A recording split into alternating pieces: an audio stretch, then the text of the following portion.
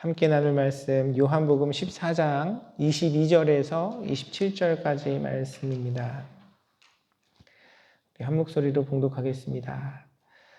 가롯 유다가 아닌 다른 유다가 물었다. 주님께서 우리에게 자신을 드러내시고 세상에는 드러내려고 하지 않으시는 것은 무슨 까닭입니까? 예수께서 그에게 대답하셨다. 누구든지 나를 사랑하는 사람은 내 말을 지킬 것이다. 그리하면 내 아버지께서 그 사람을 사랑하실 것이요 내 아버지와 나는 그 사람에게로 가서 그 사람과 함께 살 것이다. 나를 사랑하지 않는 사람은 내 말을 지키지 아니한다. 너희가 듣고 있는 이 말은 내 말이 아니라 나를 보내신 아버지의 말씀이라. 내가 너희와 함께 있는 동안에 나는 이 말을 너희에게 말하였다.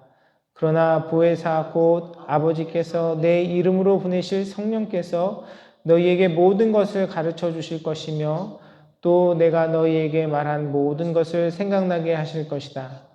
나는 평화를 너희에게 남겨준다. 나는 내 평화를 너희에게 준다. 내가 너희에게 주는 평화는 이 세상이 주는 것과 같지 않다. 너희는 마음에 근심하지 말고 두려워하지도 말아라. 아멘. 우리 계속해서 요한복음 14장의 내용을 통해서 예수님께서 십자가 지시고 부활하시고 승천하신 이후에 하나님과 예수님을 믿는 자들의 교제가 어떻게 이루어지는지, 그 가운데 하나님께서 어떤 은혜들을 베풀어 주시는지에 대한 내용들을 함께 나누고 있습니다.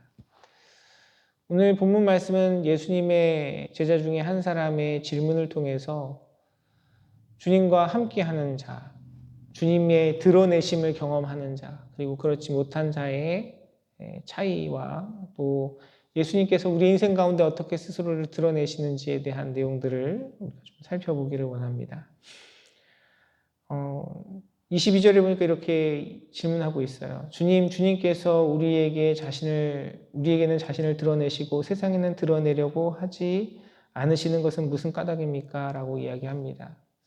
이 말씀을 통해서 우리가 생각해 볼 수 있는 것은 예수님께서 드러내시는 사람이 있고요. 예수님께서 드러내시지 않는 사람이 있다는 겁니다. 예수님께서 믿는 자들에게는 스스로를 드러내시고 세상에는 예수님께서 드러내지 않으신다라고 이야기를 하고 있죠. 예수님께서는 모든 인류를 구원할 만한 그런 생명과 능력과 또 권세로 십자가 지시고 부활을 하셨습니다. 모든 자들이 다 예수 그리스도를 믿음으로 바라본다면 이 세상에 구원받지 못할 자가 아무도 없어요. 예수님이 구원하신 그 구원의 방주가 자리가 모자라서 몇 명만 태우고 몇 명은 태우지 못하는 것이 아니고요. 주님께서는 이 모든 인류를 구원하실 수 있는 놀라운 사랑과 은혜를 베푸셨는데 그 예수님의 놀라운 사랑과 은혜에 반응하는 우리의 태도와 믿음에 따라서 그것을 경험하는 자가 있고 경험하지 못하는 자가 있다라고 이야기를 합니다. 예수님께서 베푸신 그 사랑과 은혜 가운데 예수님을 사랑하고 예수님을 믿고 예수님의 계명을 따르는 자들에게는 예수님께서 그들에게 찾아와 주시고 그들을 만나 주시고 그들의 삶 가운데 능력을 행하시는데 그 예수님의 사랑 앞에 믿음으로 반응하지 못하고 예수님을 사랑하지 않으며 예수님의 그 계명, 말씀을 지키지 아니함으로 그 은혜의 자리에 나아가지 못하는 자들에게는 예수님께서 나타내지 않으신다라고 이야기하고 있는 것이죠. 성경은 모든 사람들이 다 하나님의 은혜를 누리고 있지 않다고 이야기합니다. 그 은혜를 입는 자가 있고 입지 못하는 자가 있어요.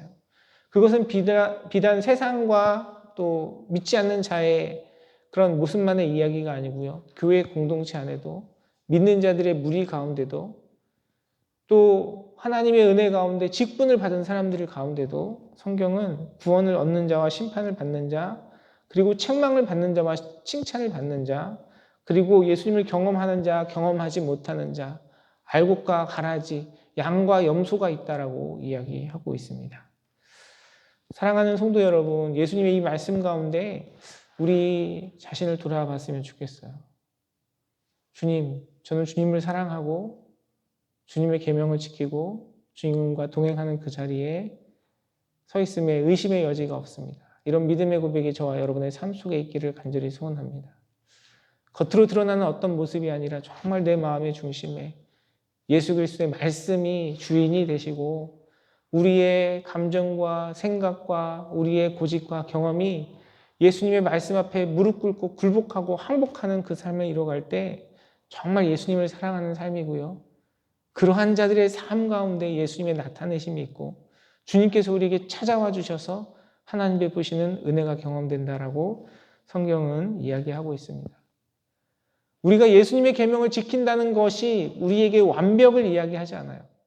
이 세상에 완벽하게 예수님의 말씀을 다 지킬 수 있는 사람이 누가 있겠습니까?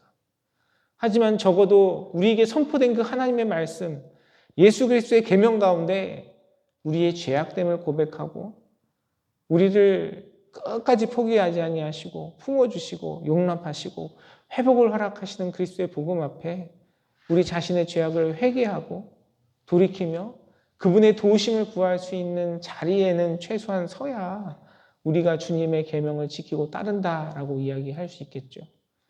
사랑하는 성도 여러분, 저와 여러분의 삶 속에 우리 매일의 삶 가운데 주님의 말씀이 들리고 들려진 그 말씀 가운데 우리의 연약함, 부족함을 정직하게 인정하고 회개하며 주님의 도우심으로 우리 안에 역사하시는 성령의 능력으로 그 말씀이 우리 가운데 이루어지는 은혜가 있기를 간절히 소원합니다. 그것이 믿음이고요. 그것이 주님께서 인정하시는 믿음이고 그것이 예수님을 사랑하는 것입니다. 우리가 말과 혀로만 주님 사랑합니다. 주님 믿습니다. 이루어질 줄 믿습니다. 고백하며 하는 것이 참된 믿음이고 사랑이 아니라 예수님께서는 내가 너에게 가르친 그 계명대로 행하는 것, 순종하는 것, 그것이 나에 대한 사랑과 믿음이라고 말씀하고 계시는 것이죠. 주님의 그 기준 앞에, 주님의 그 말씀 앞에 우리 자신을 돌아보고 최소한 우리의 연약함을 인정하며 우리의 모든 죄악과 연약함을 덮으시는 그리스도의 보혈을 의지하며 우리에게 행하신 주님의 놀라운 사랑을 매일매일의 삶을 통해서 경험하는 사랑하는 성도님들의 삶이 되시기를 주님의 이름으로 축원합니다. 오히려요, 주님의 그 계명 말씀, 선포된 그 말씀을 믿으면 우리의 연약함마저도 넘어짐마저도 은혜가 되는 것을 고백하게 됩니다.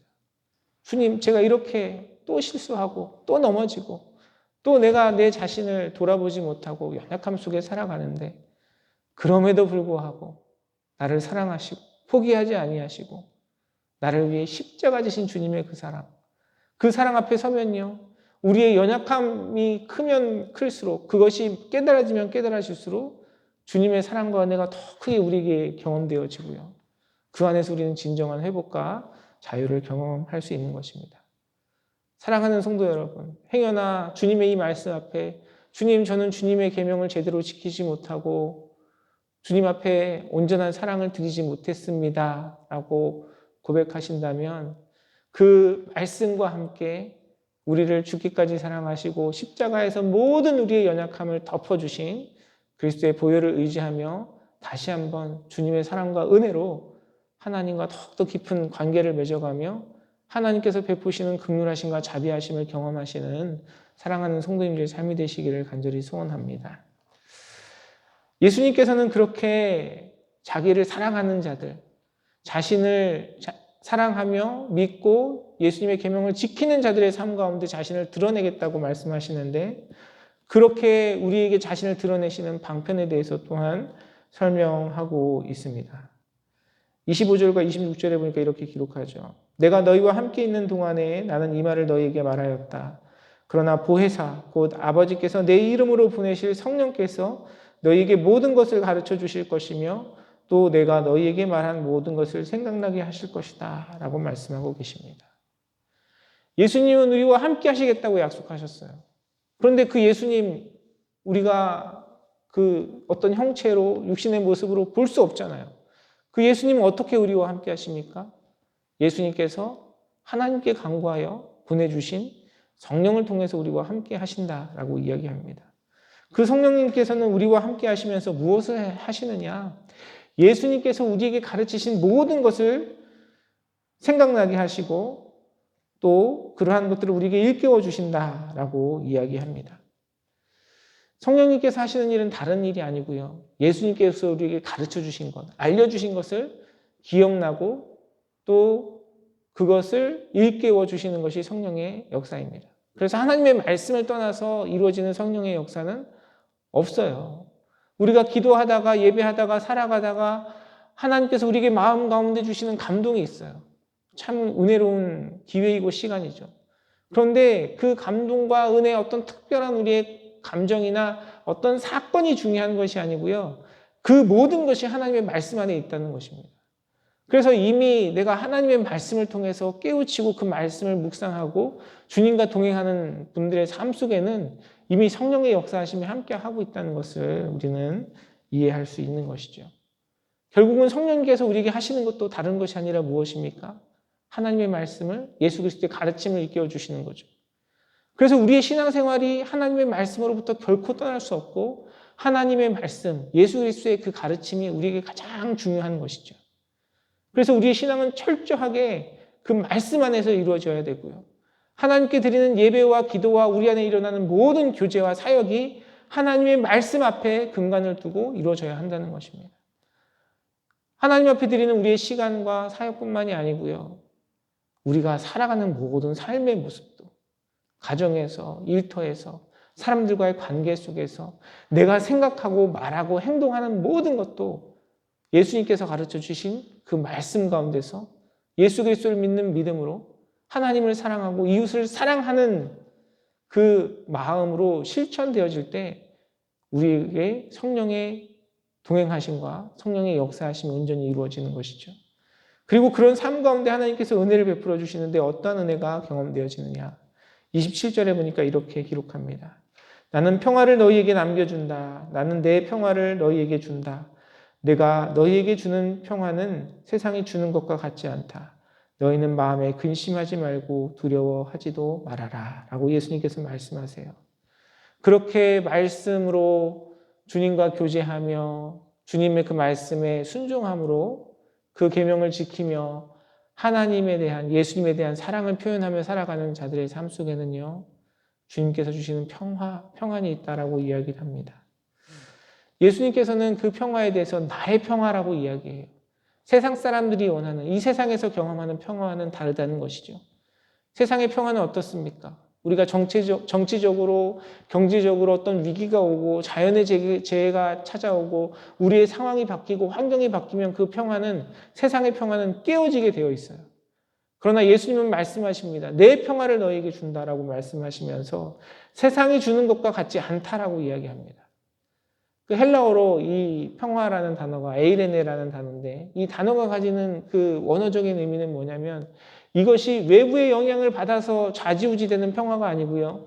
이 평안 자체에 능력이 있다는 것입니다.